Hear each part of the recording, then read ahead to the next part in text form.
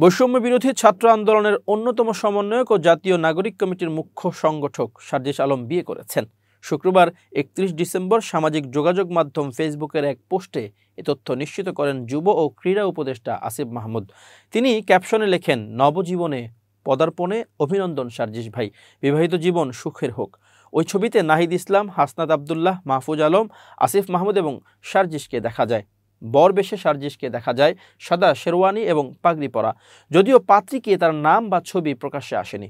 এবার জানা গেল সার্জিসের শ্বশুর বাড়ির পরিচয়। সার্জিসের শ্বশুরের নাম ব্যারিস্টার লুৎফর রহমান।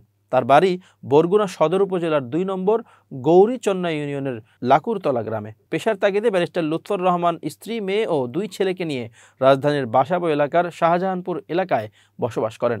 সার্জিস আলমের শ্বশুরের পরিবার সূত্রে জানা গেছে, গাজীপুরের রাজেন্দ্র রিসোর্টে শুক্রবার আসরের নামাজের পর পারিবারিকভাবে তাদের বিবাহ কার্য সম্পন্ন হয়েছে।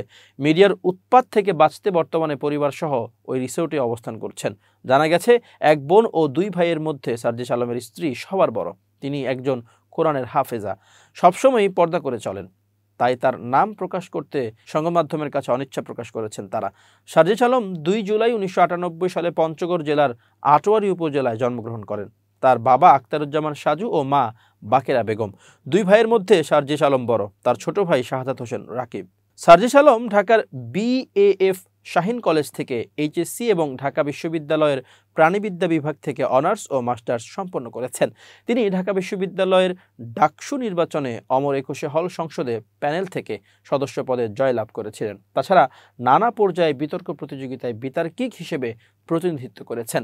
গত বছরের জুলাই অভ্যুত্থানের অন্যতম নেতা ছিলেন সার্জিস আলম।